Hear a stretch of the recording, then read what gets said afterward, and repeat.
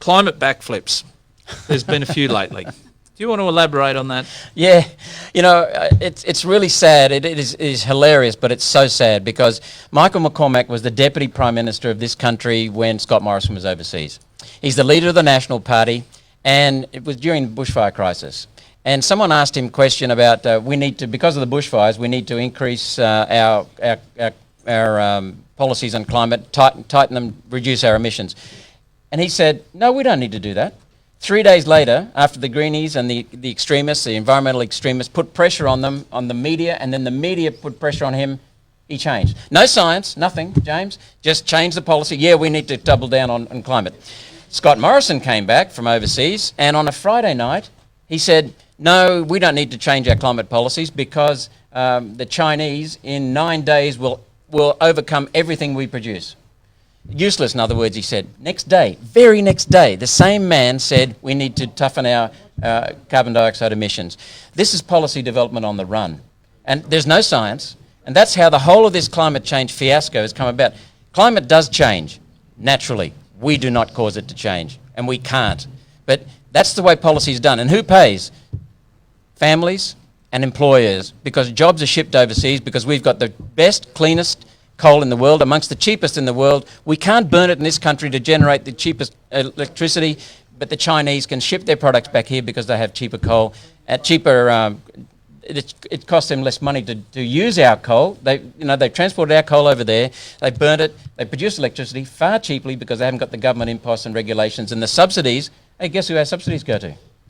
Chinese building wind turbines. Chinese building solar panels. We're subsidising them to increase their manufacturing. Actually, I got my tax return done, and they send you an itemised, basically bill these days. And a lot of you have seen this. Have a close look. If you haven't done your tax or you have done it, grab your form that you get sent back. Have a look. There's actually a section there for these subsidies. So it's like when you buy a ticket on a plane. Well, yeah, it's double dip. It's double dip because we're paying for it not only in the electricity prices, but we're also paying for it in our taxes as well. Yeah. I want to go to Watala now. Roger's there. Hi, Rog. Hello, who's this? Malcolm. Hi. Malcolm, mate. Malcolm, nice to hear from you, and I agree with just about everything you've said. Malcolm, I've been studying the climate for a long time. I'm not a scientist. I did maths at university, and I've been a pilot for 50 years.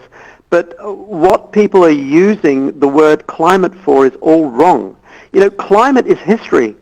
Climate is the history of the weather for a defined region for usually a period of 30 years. Ask a meteorologist. So you can't forecast climate. And that is what people are doing now, and they're scaring them into paying money for no good reason. And that really irritates me. So what I'd like to ask you is there some format, some forum, where you can get on television and explain to the general public who are not really aware of the composition of the atmosphere Not the ABC. and the humans' contribution towards it, which is minuscule. It's tiny. I can give you an analogy, and I've just put one on your website, which is footballs, on a football field. Have you seen it? No, I haven't. Okay, well, look, very, very briefly, if you get 100,000 footballs, soccer balls, on a standard school pitch, it covers it, all right? So it's covered with footballs. And you get the whole of the atmosphere, and you compress it into those footballs. Then you begin to understand what's going on. Right, so there's 100,000 footballs covering this pitch, okay? 78,000 of them are nitrogen. Yep. 21,000 of them are oxygen. Yep. Now we get down into the trace gases. 900 of them are argon. Then you get down to 40 carbon dioxide footballs, of which 10 are caused by termites. One is caused by man. One carbon dioxide football on a whole playing field. And they're trying to say that is changing the temperature of the Earth. Now the Earth, the field below this field of footballs is at 15 degrees on average. The average temperature of the troposphere is minus 40. So all of those footballs are on an average temperature of minus 40. And they're sitting on the surface. This is just an analogy. But it just gives you an idea of what rubbish people are talking about. Well, there's something even more important than that, and that is, Roger, that what we've got is in the oceans, we've got 50 to 70 times more carbon dioxide in the ocean than in the entire atmosphere.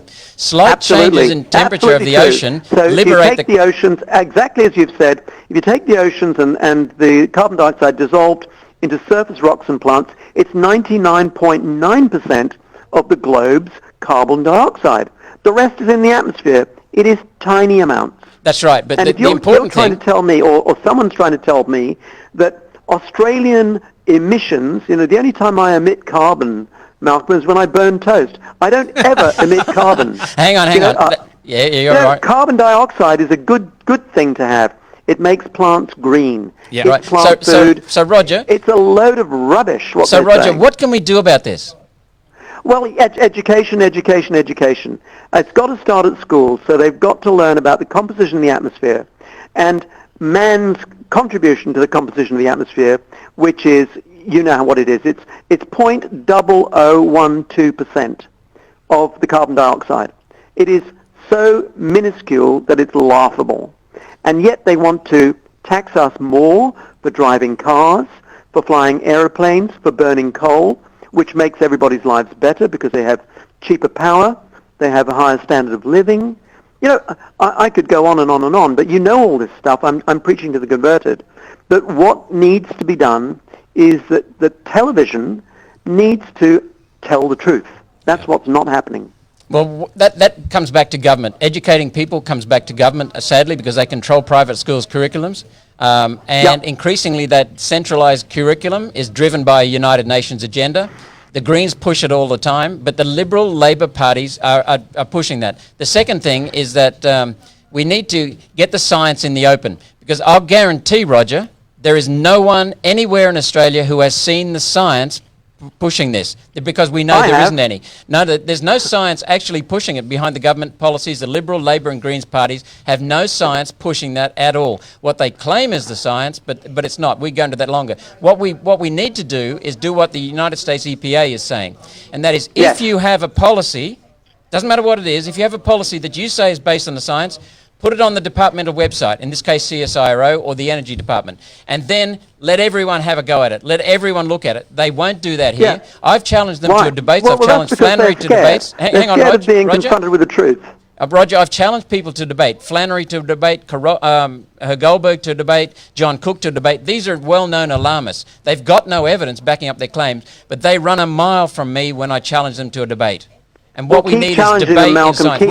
We will be. Yeah, who we got next, James? But Malcolm, what you need is more politicians who've got science degrees.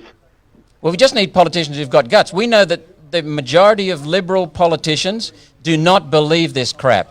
We know that. We've got a strong one in Craig Kelly who actually stands up publicly and does a good job on it. We need more people like him. But to get more people like him, we need to get voters who are willing to hold politicians accountable and to tell their mates and get more people voting against Liberal Labor. I'll keep running, Rog. Thanks for your call.